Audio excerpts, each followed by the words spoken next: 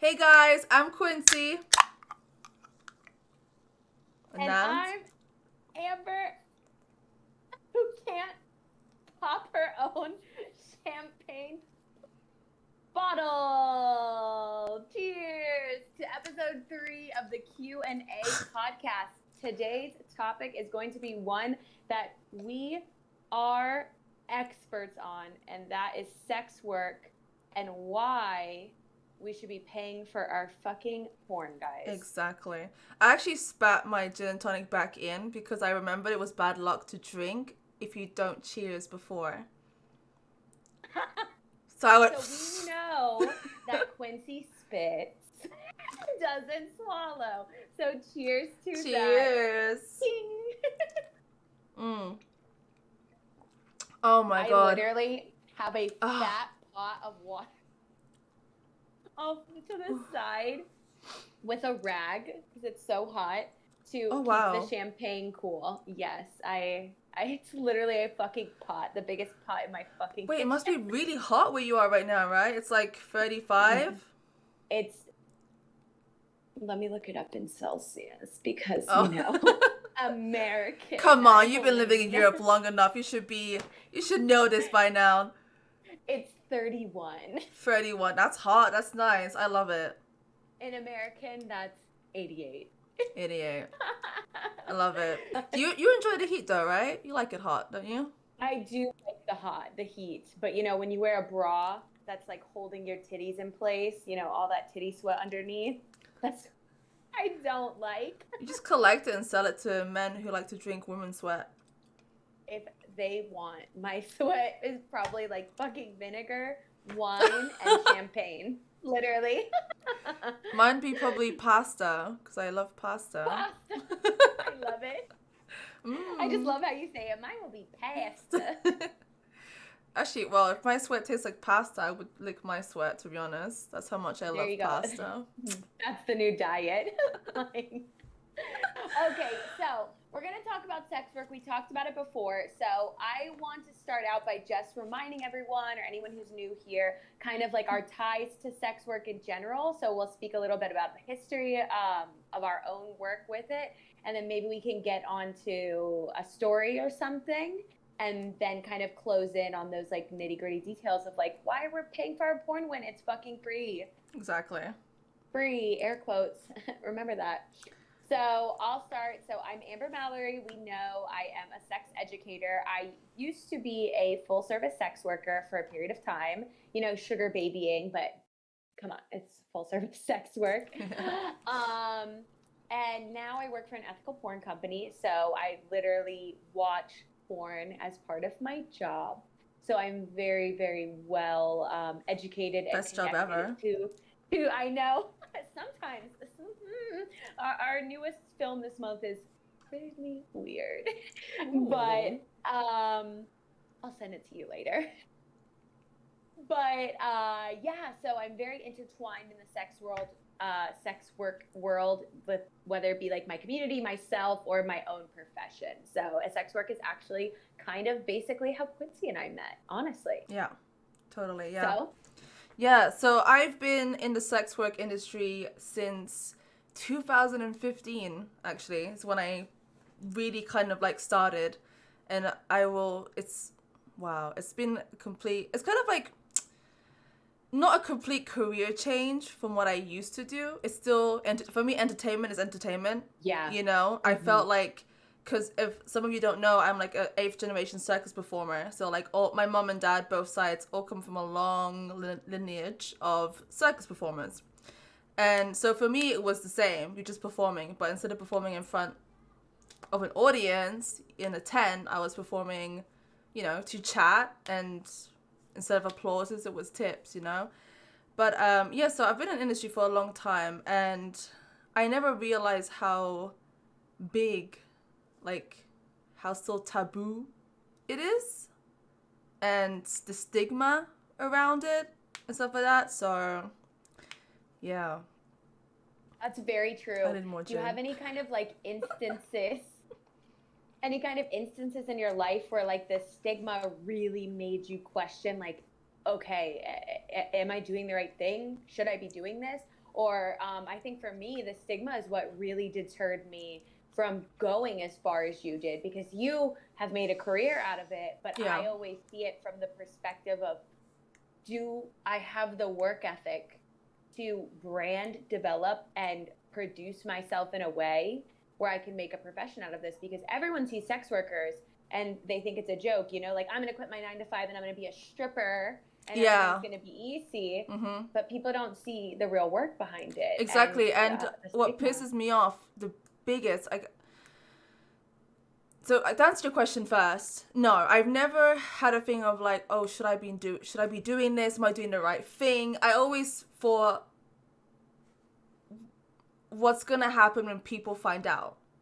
Are they gonna be accepting? Are they gonna take the piss out of me? Are they gonna laugh? Are they gonna share my photos around? Are people gonna act different towards me? Is it gonna come to a situation where girls or family members or friends are gonna be weird around me with their other half or their boyfriends? Because, you know, that's what worried me the most.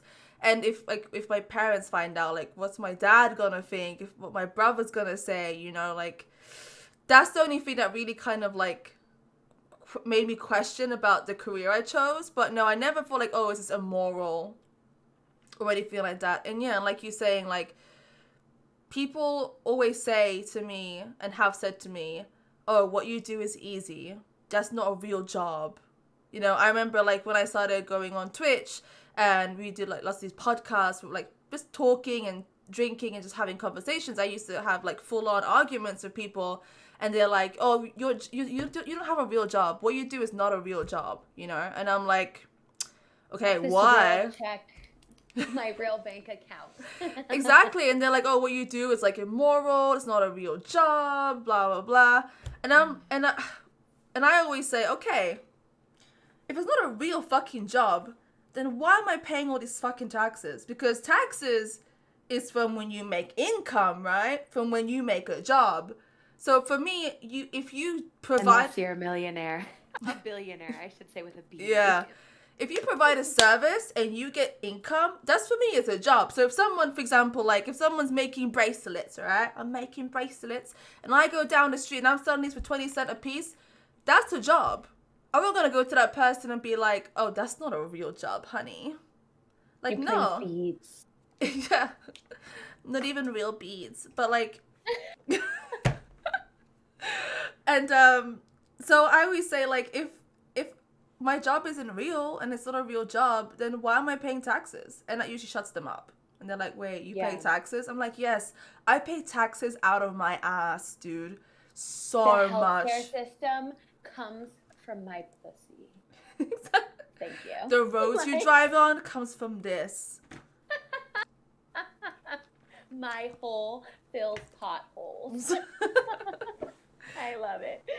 But it's true. I mean, it's a big thing. But beyond anything, I think people forget there's this big narrative on social media, this big joke about like dealing with like hetero men, like being on Tinder, going on dates, like the emotional labor behind it. Imagine if that was your fucking career. Imagine if every day you have to wake up and you have to put on your push-up bra or whatever when you really don't want to, and you just want to sit in sweats all day, or you don't want to beat your face for the gods, and you have to go deal with people who don't consider you a person, who put a ton of emotional labor on you, and basically spend a majority of their time trying to devalidate you to validate themselves. That is so much work. That's way more work than anything else. It's like how there's this whole trend with like Karens. It's the same thing. Yeah. You're dealing with like the male Karen, the Ken, all the time. And that's a lot. That's a lot of work to have to be doing all the time. I couldn't imagine. Like that's why I could never, like, I applaud Quincy, and I've always told her that like you are such a professional role model to me, because no, come on. I could never. I don't have the energy. I don't have the time. I don't have the patience to do what you do. I think you would be amazing. I think you would be amazing at it. Even if you did like safe for work camming, you know, not just like only porn, but like just, I think you're a fantastic people person. You have so much energy. You like articulate really well, and I just think you're fantastic. I remember when you came to visit me in my house, and you came on MFC with me. You were fantastic. I was sitting there, I was like, my viewers are gonna ditch me for you because you're great. Like, you're so talkative and interactive and can just, like, I think you're fantastic. So But it helps to have you there, because in those lulls, that's another aspect of like the digital aspect of sex work, is like you're staring at a screen. I mean, I know Quincy so well, so we have this energy and banter from a distance because we have this in physical relationship, yeah, you know?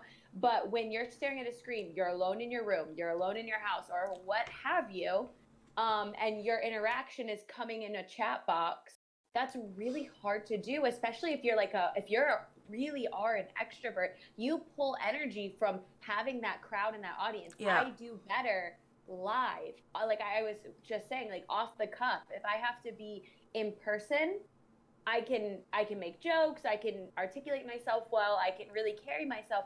But when I have to stare at my phone or my computer, I'm at a loss, because I don't know how to interact with myself like that, yeah. which is another layer. I struggle sometimes, especially if chat is really quiet and people are not talking that much and not tipping. I really struggle with that when people are not like, because for me, when people talk and interact, if with texting or tips or whatever it is, that for me, like, it's the same like getting an applause when you're performing on stage. It's like when I worked in the show and I didn't, maybe the audience wasn't that great and it didn't show appreciation or whatever. Performing, I would feel like shit. I'm like, oh my God, did I not perform well? Did I not come up the box quick enough? Like, so I understand what you mean. Like when it live and doing it through a screen is two very different things. Even though I said it was quite similar, which it is a little bit to me, but when you don't hear the people and it's just text, it can be hard. Yeah, it is really hard. I think it's similar for you, obviously, because you grew up a performer. And Yeah. then I grew up in this like really conservative environment, with like very machista parents, where it comes down to women should be seen but not heard kind of thing. That was like my father's biggest thing. And even um, beyond like seen but heard, you could only be seen so much. Like I remember wearing red lipstick once to school, and my dad was like, people are going to think you're a whore. I think you're a whore for wearing this. And Oh, I was like, well, wow. I want to wear it. I was always like, I was very accustomed to being combative about my appearance, which is why like I don't care. Like my makeup today with the diamonds, I really love it. And my friend saw it and was like, oh, it's a festival look. And I was like, for me, it's a Sunday look. It's a Sabbath Yeah. vibe. And like I'm accustomed to that, and that's kind of just how I get by. Do you But when you feel grow up as an do you feel because you grew up in a household like that, it made you want to express yourself even more? It's kind of like the thing when they say like the more tighter you protect the child, the more crazy yeah, they want to be. like the Catholic schoolgirl facade, you know, like all Catholic schoolgirls are like these big huge whores, like kind Oh of yeah, thing. we are.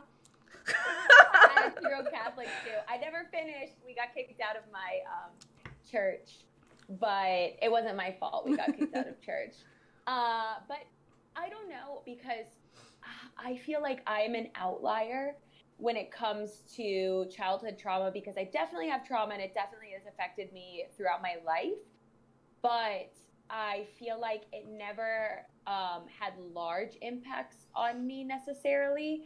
I always had just this strong sense of self. I'm really lucky in that way, because a lot of people, their fire would have really just been like stomped out in my household environment. But I had such a strong sense of self by being around people who wanted me to be one way, who wanted me to be another way. People were always trying to force me in one direction. I was just like, fuck off. This is how I want to be. And that's it. Fuck Yeah. you. And that's always how I was. There was like a very brief period of time where in the school system, I aimed to be very people pleaser. I'd say like from 6th grade to like 8th grade, I was like lying in school, and I was trying to like really build myself up to be something better. Yeah. And like people in my family, like I didn't get along with my family, so like I didn't care that they hated me for being myself because I was like, fuck you, I don't really like you that much either. But when I saw like my schoolmates not responding to this person I developed myself to be for them, I was like, oh fuck, okay, like I need to keep this like I don't give a fuck attitude throughout. And so I did. But like I was always like weird. I remember like when I moved to the conservative town I grew up in, my first day of school, what I was wearing like would be a fucking look now. Like if I wore this on the street, people would be like, yes, it's everything. But it was a full velvet jumpsuit with rose prints. It was like roses, Oh, like a rose wow. with thorns, rose with thorns. It was like, I was like, this is gonna be my first day of school outfit. This is gonna be my fucking look in fourth grade. That was like I always like tried to come with like looks, heels, this skirt, the fucking boots, boom, boom, boom, boom. And I got lucky that like my mom let me express myself that way. But like it hit a point like when I got older where it became a problem, but I was always just like, I'm still gonna fucking dress how I want. So I don't care. If I get punished for it, I get punished for it because I am serving looks every day of my fucking life. For me, that's what makes life worth living. Yeah, Is like a totally. good outfit. For me, like, you know, for other people it's fucking plants or Yeah, their that's how dog. you express But yourself. I feel like what you do in your daily life, and especially how you dress and the way you act, it's all about expressing yourself, you know? And when you showed up in that velvet dress and the beautiful flowers, you're like, this is me, bitch. Like, yeah, it's a flex. And it's funny because all the things I wore as a kid and people were like, you're a fucking weirdo. They're all like in style now. And I just love it. It's like I saw this TikTok, like we always like move away from our topic, like bringing us back to like sex work and stuff. I saw this topic and it was like on TikTok and it was a trend and it was like, what's something you were made fun of for as a kid that this, everyone's yeah. doing now? And this girl was like, being a hoe, being a slut. I was the original. And I was. And now it's in style. Now it's what, and I love it. I love that the culture and that, like, this is how people are choosing to empower Yeah. themselves now. I love it. Live for it. It's incredible. It's great. But, like, I was the original hoe in my town, and though I haven't seen many of my high school mates striking out to be a hoe, definitely university people who were nasty to me. I see you. I see you trying, but Yeah. remember who you learned it from.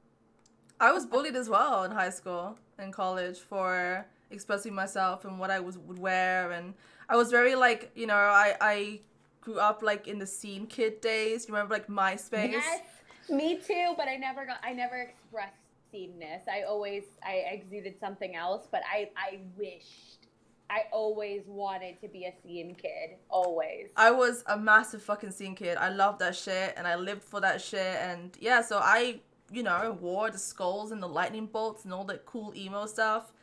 And I would just go to school and everybody be like, oh, that's the emo girl. Like, you know, like took the piss out of me. And I remember one time I dyed my hair blonde, just a fringe. And I had the Uh-huh. hair short because, you know, you like puff it up, you know, and have it Yeah, because it was long. extensions and real hair up. Yeah. That was, I never knew how they achieved that look because I was like, my hair doesn't do that. My hair doesn't do that. And now I'm grown and I'm like, oh, Layers. it was literally fucking tracks and Yeah. then teasing their own hair, but trade secret. Yeah. I remember like when I used to like fucking backcomb my hair without layers and it would just come like a little like really bad. Dome. Yeah, and then I remember like one scene girl was like, "You need to layer your hair, Quincy. You need to do it." And I did it, and it was just like, pah. But anyway, it took the piss out of me, okay? And now everyone has like, you see, like the e girl is very similar to like the scene kid style for me. Like, I have no idea to be TPH. You're the oh, only like e-girl I really know. well, like, well, you know, like you know, you've seen this like, girls on TikTok. They're like, ooh, anime and all this kind of shit, like cat girls. I don't know, like. No, I I don't don't see it consider myself either. an e-girl, really. But, like, they Well, dress all, like, dolls kill. And, like, kind of what I used to dress when I was 13, 14.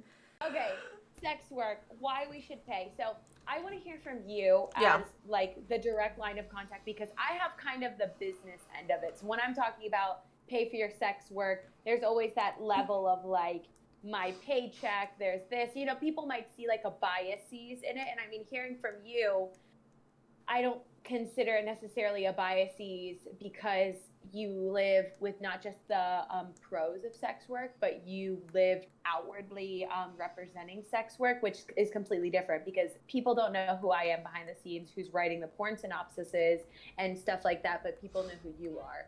So I want you to talk about why paying for your porn is so essential and what it does directly for you. Okay, so well, paying for your porn is, and nowadays it's fantastic because you got things like OnlyFans and many other social sites that you can actually like pay directly to the actress, the performer. Yeah, the performer, Yeah. exactly. And it's really important to pay for your porn because, you know, like these big tube sites, they're doing better now. The tube sites, like now, they do ad revenue for the girls and the guys and all the performers. But it's same like when you, okay, let's talk about like major porn companies, okay, as well.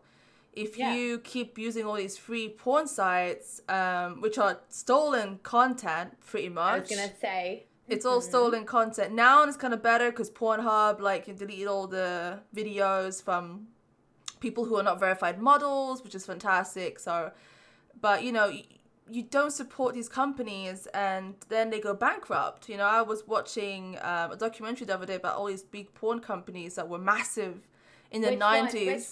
Which one? So the documentary I was talking about, I think it's called After Porn Ends. I know there's 3 of them, apparently. There's 1, 2, and 3. I've seen them now. I don't really remember exactly everything in the documentary, but I remember watching it. And there were these few companies. Mostly, a lot of them were like kind of fetish porn companies. So, you know, kind of like... you know, fetishes like BDSM. I think they talk about like the place in San Francisco, like the Kink Palace or whatever it's called. Ooh, yeah, I feel like they talk about that in one of those, in that documentary specifically, but one of those series because it's closed now. But yes, I know what you're talking about. Yeah. Yes. So they were showing all these big companies, okay, that, you know, were when VHS and DVD were around, and you know, and they're like, okay, we're going to go digital now. But they struggled because a lot of people would steal the content and upload it, and they wouldn't make any money off of it. You know, Pornhub revenue is not that fantastic. Unless you're making millions and millions of views on Pornhub, still then, not that fantastic. So it's really important you pay for your porn. I know it's really easy to just go on Pornhub and search blah, blah, blah. I know it's like that, but trust me, the porn you're watching on the free sites, you know, I know it gets to the point and stuff like that, but I'm someone who likes to watch the story. You know, I like the sometimes really bad acting. I kind of enjoy that. You know, I love the bad acting. Yes, bitch, I love watching like the really odd, like stepmom, stepbrother, like fucking vibe. Exactly. It's just like a train wreck. It's like so ugly. And now it's, you know, like a lot of these big companies understand that, you know, a lot of people don't want to pay for porn like they used to, okay? Like before, people would go and pay $20 for VHS, you know? People don't want to do that anymore. People don't want to pay, you know, like this much for a video. Like I still charge that for a video because, you know, I charge. You fucking should. Yeah, like even though my videos are cheap, you know, when people ask for custom videos, I charge for time, for makeup, for editing. Like I know it sometimes may sound like a lot of money to a lot of people, but sometimes it's like a whole day thing, you know. It's not like and I always ask when I do customs. I say, okay, the price range differs from if you just want me to turn on my iPhone and be like, all right, or you want me to actually make a proper production, high quality angles, and some guys are very descriptive with their custom videos. Very descriptive. They want this angle, they want me to say this, and this has to be like this. Like they're a fucking movie script writer, okay? So, you know, and all these big companies, anyway, they actually now, you can like fucking sign up to like Pornhub Premium, Yes. And you get like a lot of fucking videos you can watch. Like I have a lot of videos on Pornhub Premium, so if you have Pornhub Premium, you can go on my site and you can check videos on there. And a lot of And other there was girls. that hot minute in the COVID. There was that hot minute where Pornhub Premium went free. Yes. And people got to see what kind of content was behind those velvet ropes. Exactly. It is superior. It is. And I've noticed, if you look on Pornhub over the years, now that they have the premium, the quality of the shit that they put out, like that's free, it really isn't as good as it used to be anymore. It really isn't, honestly. No, because they got rid of all these people who are not verified, you know?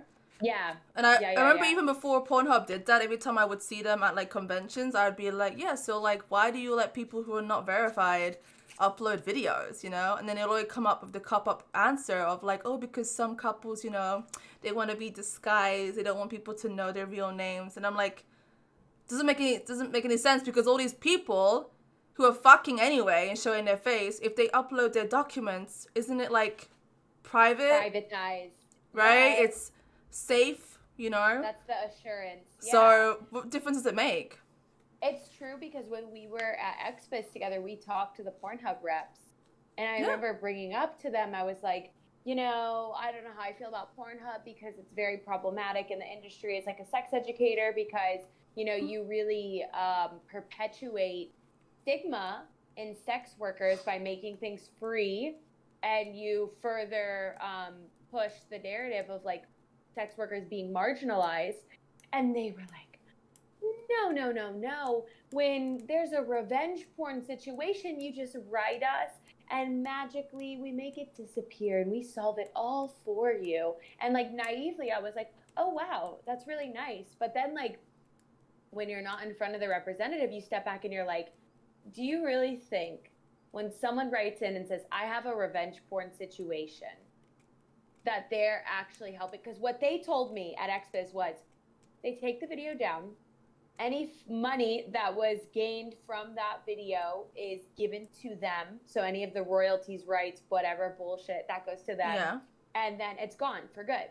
But I don't know. I don't know Pornhub well enough. I don't know how they do it, but I don't think that's the situation. So to be honest, with all the videos I found of me that was stolen, uploaded, Pornhub got back to me really quickly. Like really quickly, and the video was taken down straight away. So, and that part they were good, you know, except for the part that Pornhub don't want to give me the username Quincy, because apparently there's a user who still has the name Quincy, but it's not a model, just a user. Give me the fucking name Quincy, please. Okay. That's ugly. It's like, oh, sorry, there's a user already. Yeah, but he's a user. He's not a fucking performer. Like, give me. I have like Quincy with 3 eyes. It's so fucking annoying. But no, Pornhub are quite good with taking down videos. And now what they've done, especially for models, they have this thing where you opt in where they protect your content. So the way they do it is like, okay, so if you upload your content to our porn site, we will kind of DMCA you for it. So they'll scan other sites like RedTube and all the other ones, and they will take it down. And I think if you but you can't upload. But you can't upload those videos to other free sites. Okay, so I can upload it to like ePlay and ManyVids and OnlyFans, but I can't upload it to XTube. And if you opt in for that, which I just did today actually, and if you opt into that, they will, you know, scan the internet for that content. And if they find it on XTube, they'll be like, yo, bitch, get that shit down because it's on our site exclusively. And also, I think they give you 5% extra ad revenue. That's really okay. So Pornhub, all right. You know, they're getting better. They're getting better, and you know, maybe because, you know, they had a few problems legally, I think. But they're doing better. Yeah. They're doing better. But yeah, I feel like they need to hire sex educators to really help navigate the page. And they were doing some nice stuff. They did have a scholarship for like a hot second. I don't know what happened to it. I looked into it, but they did have a scholarship for like a hot second. But okay, I'll give them credit where credit is due. Good for you, Pornhub. I applaud you on this. We still have to step our game up, but we're stepping in the right direction. Good Yeah, job. it's good. And because people, like, even models were saying at the conventions, I mean, at the, expos and stuff like, they were like, like, there's so many models on there. You don't need all these random ass weirdos uploading fucking porn and, fucking bad shit, so. Yeah. Maybe they lose out on a lot of ad revenue because a lot of the videos got taken down, because at the end of the day, everything is money. That's just how the world works. It's money. It's all about money. But I guess to save their ass, they really had to step in that direction.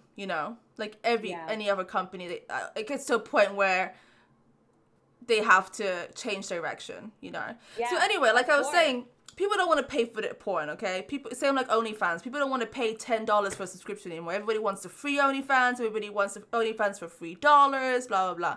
But you can still get those subscriptions. Like Brazzers do amazing deals. Bang.com, they do like pretty much like now all these sites have like kind of like Netflix subscriptions where you're paying $10, $15, even less. And you get all the fucking Bang.com, Brazzers shit, like...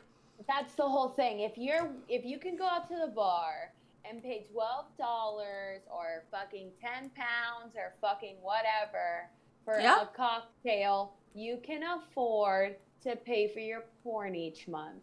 I subscribed to someone's OnlyFans because I was very curious about a specific TikToker. So I subscribed to their spicy account. It was $6. It was $6 for a month. That's fucking nothing. Okay? It's $6. And then the performer even gets less because the percentage they take off. So keep that in mind as well.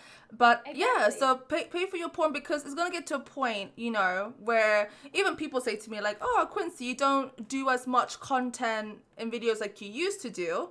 And I'm like, okay, one, because I had my mom and dad live with me pretty much all the pandemics, kind of hard to record. Shoving some, when my parents, actually my dad's gone now in 2 days, and I actually, exactly. And today I made another video, so, and people are like, oh, and I'm just like, because people don't want to pay anymore. I don't want to make videos and pump videos out like crazy for like €2-3, $2-3, like, I want to make quality shit. And sometimes I do post if I have a video that maybe is like 1-2 years old now, and I'm like, okay, I'll do like a special deal on OnlyFans, send them to the 5K fans and be like, yo, $3, let's go, bam, bam, bam, get some, pump it out. But it's really important you pay for your porn, because people like me, if you watch content of mine that's stolen, and I know a lot of people have, it's kind of shit, because you put me out of business pretty much, So like, I enjoy your content, but I don't pay for it. You're not a fan. When people are like, oh, I'm such a big fan of yours, Quincy, I'm like, oh, okay, never subscribed to my OnlyFans, never subscribed to me on Twitch, never came to see me on ePlay, never bought one of my videos. Like, I have these guys on my free OnlyFans, oh my god, I'm such a big fan, never bought one fucking video or even tipped $1. Yeah. Okay? This stems back to when we talk about marginalization of sex workers. It goes back to this idea that when people see the word sex, they think pleasure and they don't think work. And this is the problem, and this is the narrative that we are trying to change as educators, as sex workers, as activists, as whatever you want to call us, as fucking human beings, that sex workers are marginalized. Especially women, people of color, people who are already marginalized. When they get into sex work, they further marginalize themselves. And for people who don't know what marginalization means, it's basically like you put yourself in a niche that secludes you or ostracizes you from society, and then you further niche yourself from society. Like a poor description is like a leper, like that expression where they're like, "Oh, you're like a leper." So when you don't pay for your porn, you further perpetuate that stereotype. And okay, if that's like what you believe, I've definitely met some really ugly, hateful people who are like, sex work isn't work, it's for free, blah, blah, blah, X, Y, and Z. It's going to come to a point where these people are not going to put out for you anymore. It's a service.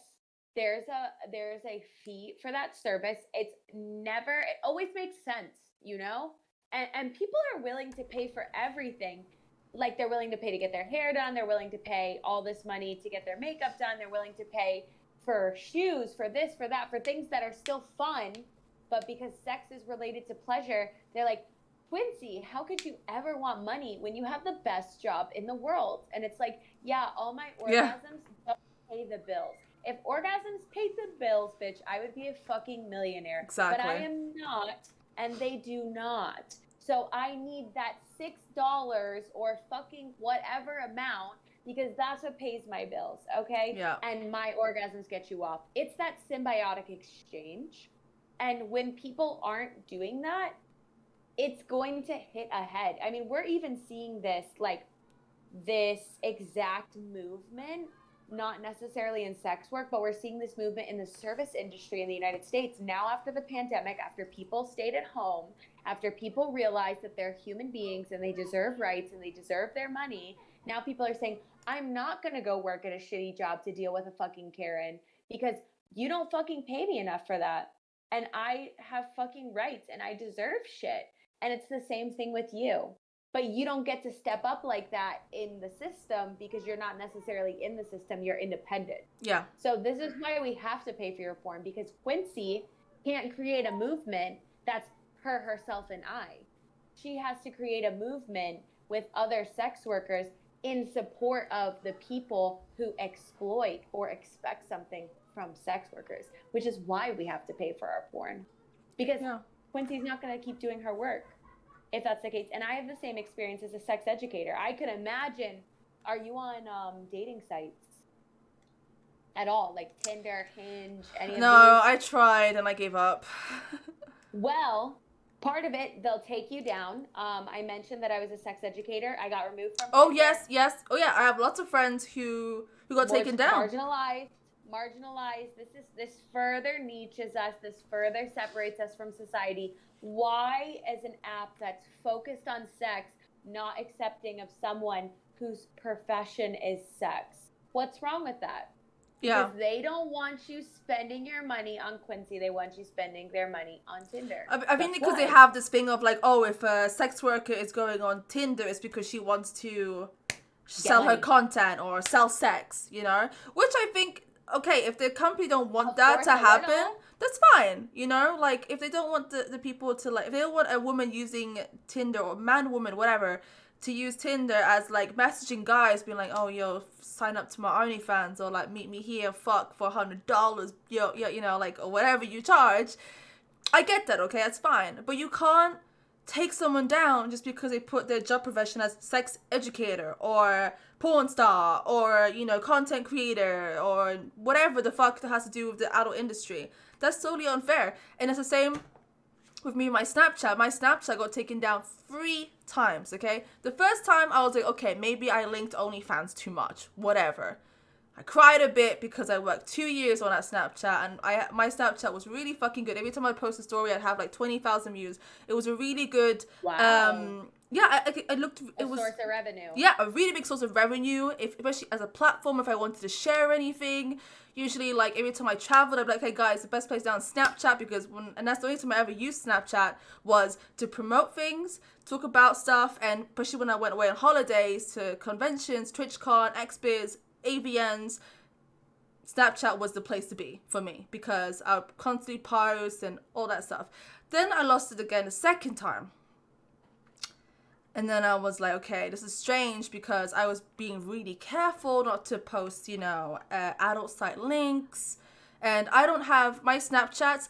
My first Snapchat was you know, like a private Snapchat, okay?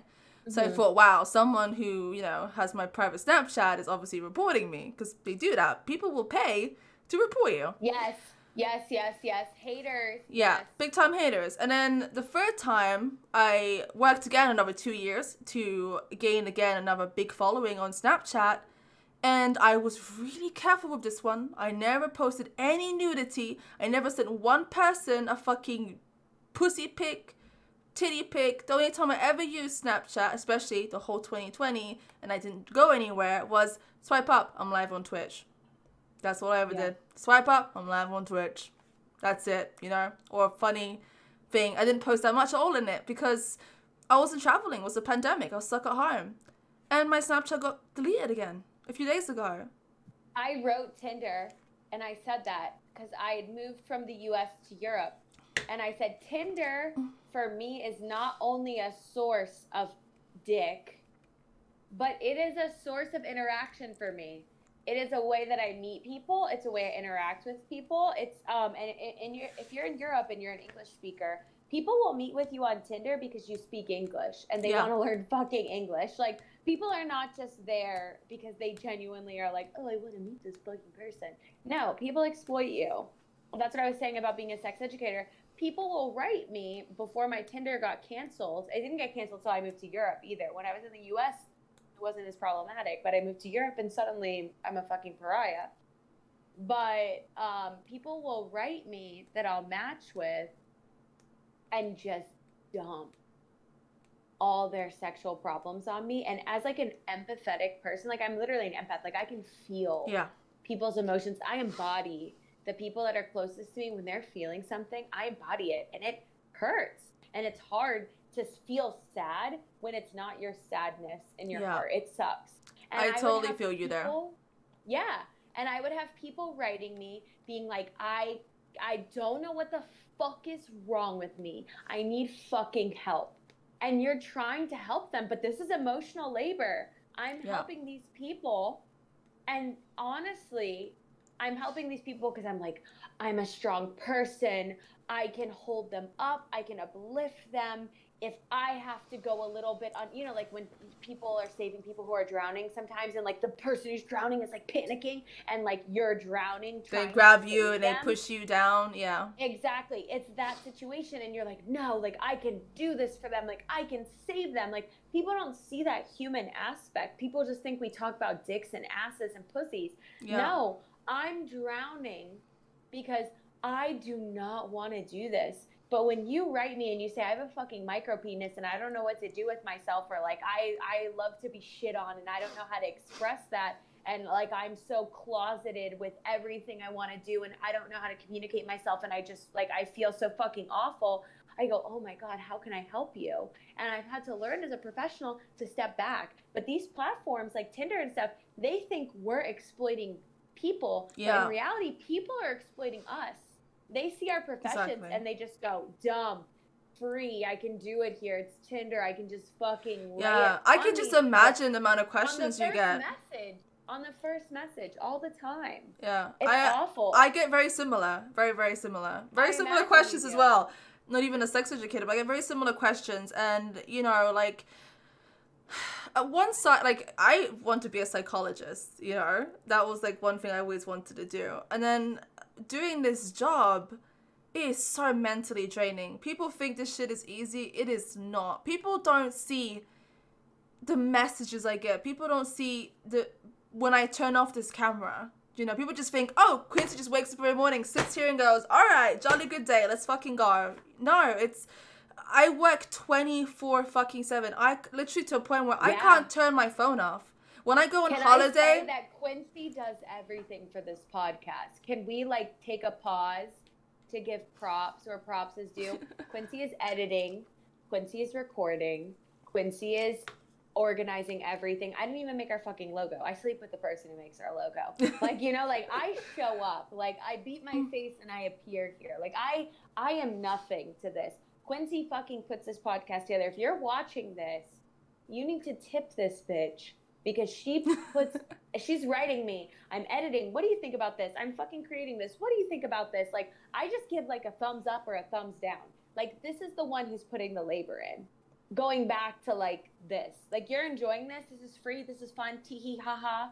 But like, she's spending hours on this. Hours of her life on this.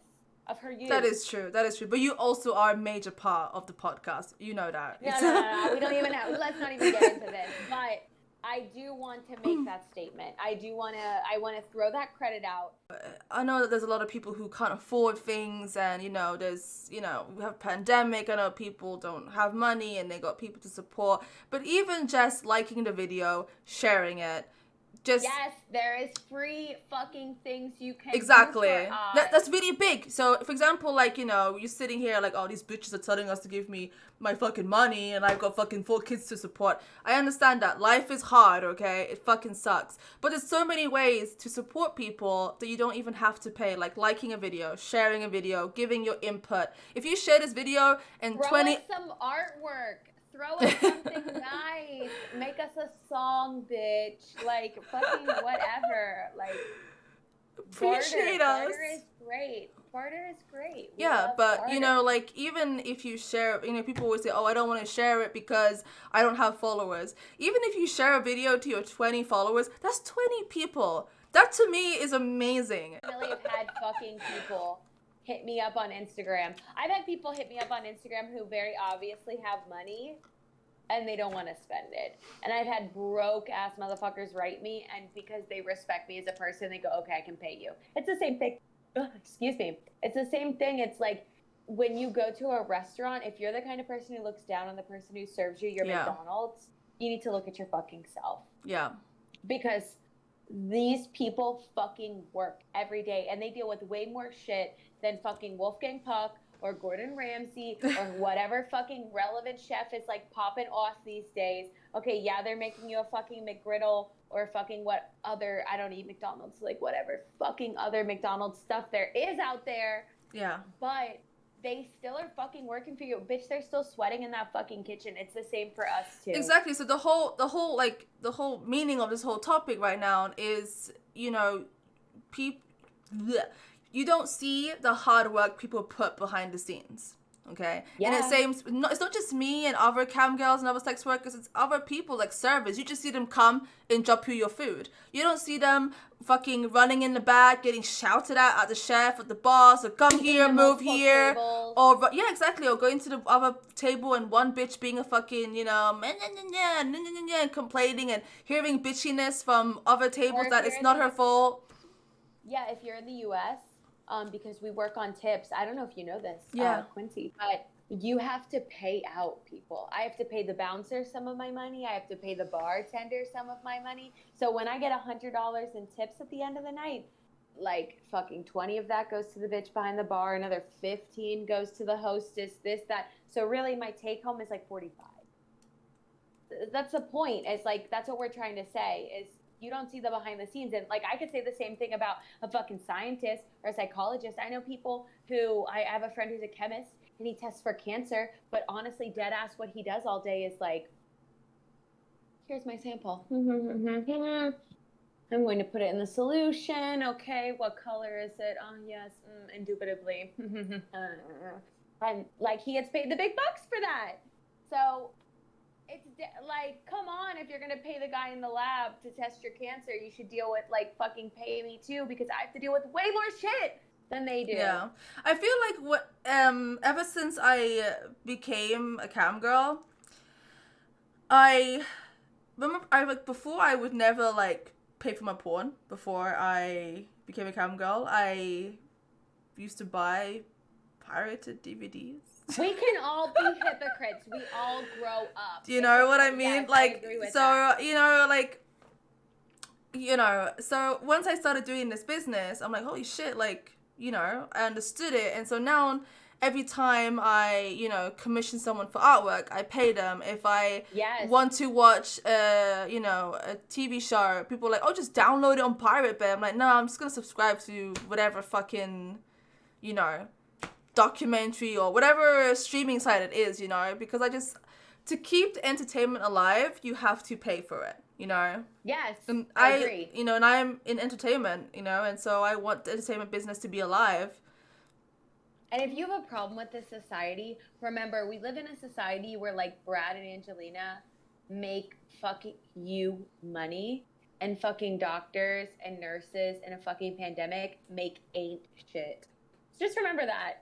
Like, if you have a problem with paying for your porn and all this bullshit and how we don't have a fucking livelihood, your problem is with fucking capitalism. Your problem isn't with me. And if you have a fucking problem with capitalism, bitch, you still need to pay me because I'm still at the feet of capitalism just like you, motherfucker. Yeah. And so I just want to put it out there, like, and we're talking to people who expect shit for free. Okay. Yes, So yes, exactly. when people come to me in the DMs like, oh, can you do, and literally I get this, can you do a 20-minute video? I want 2 angles and I want you to shove a dildo up your pussy for 20 minutes straight, calling out my name, and I want you to have this certain makeup, this look, and I blah blah blah. Oh, and I'm like, okay, well that's gonna cost you like, I'm gonna say like $200 to $300, sometimes $400.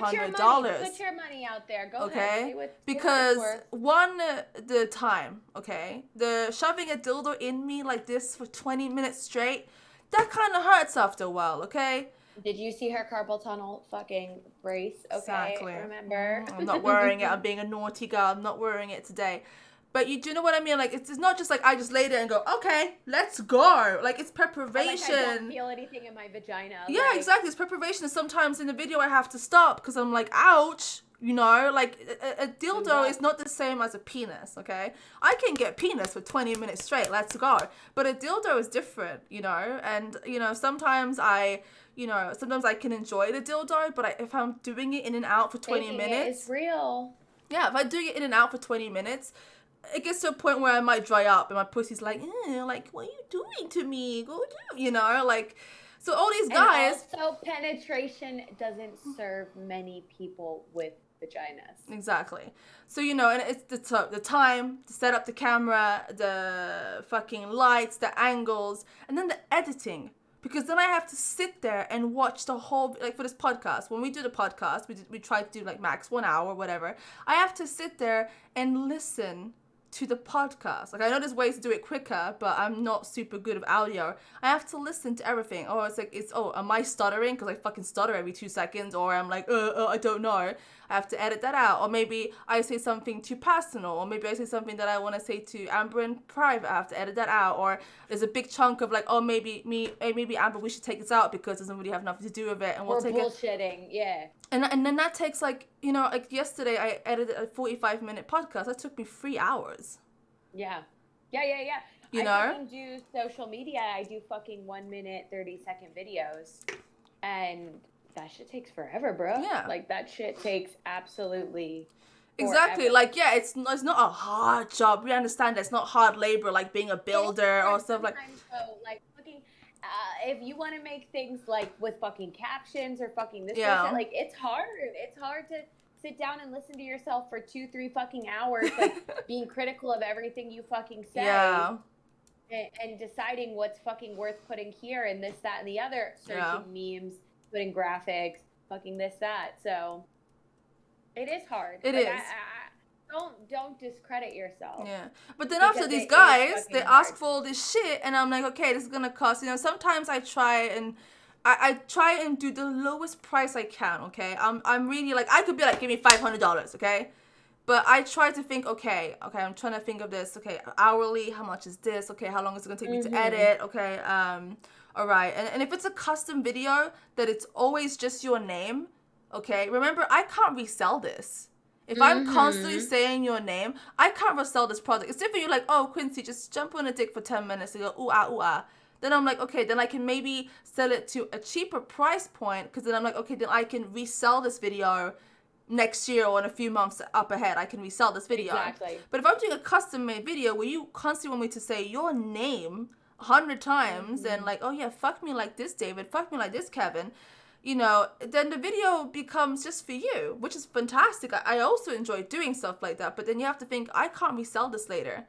Yeah. You know, and you're going to have this forever. It's one-time labor. Exactly. Yeah, it's a one-time labor thing, you know. It's like when you buy a movie, you pay $10, but it costs them millions and millions to make that movie, you know, and hours of work. Exactly. So, and these guys are like, oh, can you do it for $20? And then I get 20%, and then I only get, what, 60%?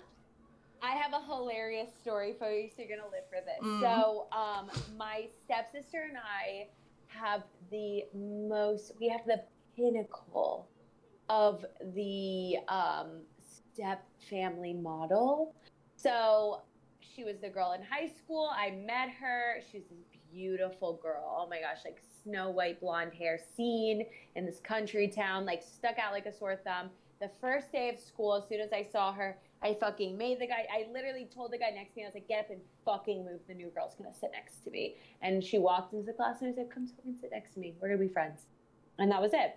Um, I love, like, a lot of women are like, I love when women succeed. I love when women succeed. Okay, there was a guy I was really interested in for several months, and it never really went anywhere because we both were very shy people. And I hooked her up because he was like, my dream girl looks like fucking my stepsister. And I was like, bitch, of course, here you go. Like, if his dream girl is you and it's not me, that's okay. Like, just tell me all about it. And that's my mentality. So this guy, like, they had this whole relationship, and like me and my stepsister had a falling out, and she used to always throw it in my face, like, well, I got this one. And I was like, bitch, I gave it to you. You didn't get to anything. Like, I gave it to you on a platter. But so several years later, it's like 10 years later, this motherfucker writes me on Instagram during the pandemic and says, hey, do you do custom videos? I would love to get a custom video from you. And it's like, bitch, you could have lived a custom video with me all these years ago. But okay. So I sent him my prices. Gone. I have never heard from him since.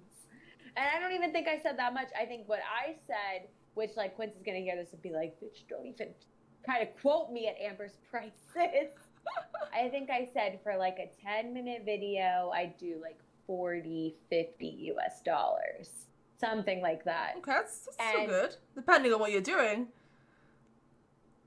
Of course, yeah. I explained everything. Yeah, I said, I was like, if you want me to put something up my ass, we're fucking throwing more money on that motherfucker. If you want me to do this, boom, we're putting more money on this bitch. If you just want some nudes, okay, whatever. Like, I can send you some from the reserves for cheap. Yeah. But yeah, like, it's funny because it's like, I grew up with this person. They had all the opportunities in the world to have a real life experience with me.